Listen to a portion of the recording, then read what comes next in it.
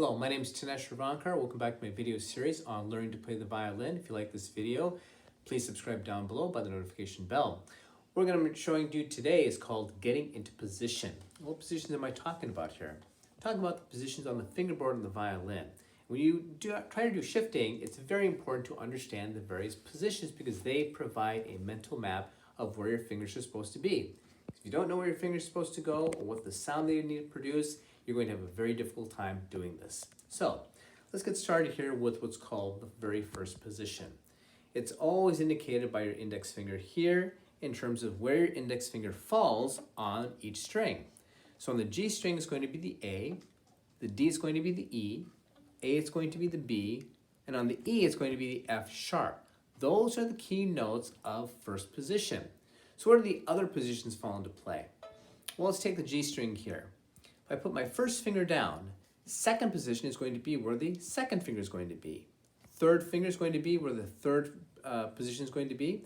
And the fourth position where the fourth finger is. So there you have it, the very basic first four positions.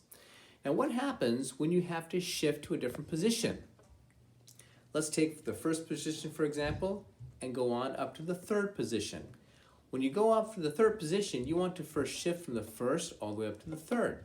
So in order to do that, you have to know what the third position sounds like. And the best way to do that is by playing it and doing what's called the slide or the siren technique, or sometimes it's called the emergency siren, because you're trying to slide your finger back and forth to hit the actual note. So let's give you an example of what that feels like here.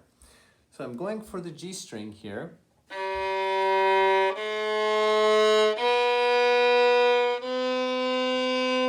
I'm in the third position here with my third finger. Now watch what happens. I'm listening for the tone. I'm going to play the first finger in first position. I'm going to slide up to get to the third position. Sometimes you may have to do this. Slide while you keep playing with the bow to get to that sound. Now I'm in the third position, and the positions are always marked by the first finger.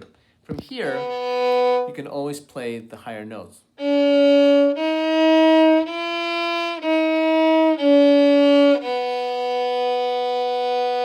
So there you have the first basic use of shifting. Notice my whole arm went upwards, taking the entire thing with me.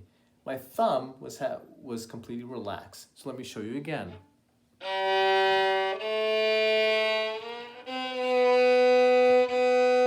Notice how my arm and thumb and fingers moved as a whole unit. That's very important to keep everything relaxed as possible.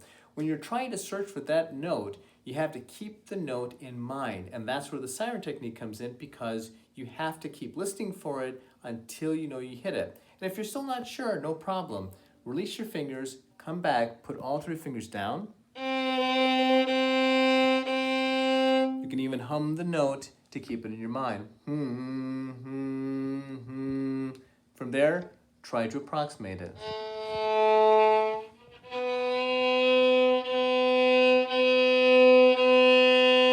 The next thing you can do is try it on the D string.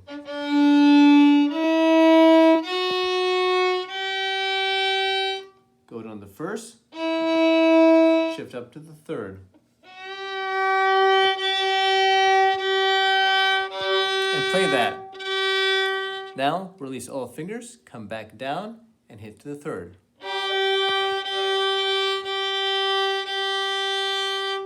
So there you have it. Those are the basic positions that you're going to do from first to third. And if you also want to extend it from first to the fourth, you can apply this.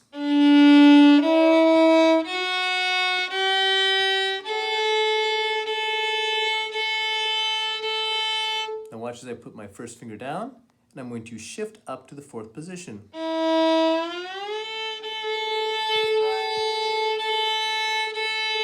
Notice how I try to remember the intonation, the tone that I'm aiming for, and where my fourth finger was.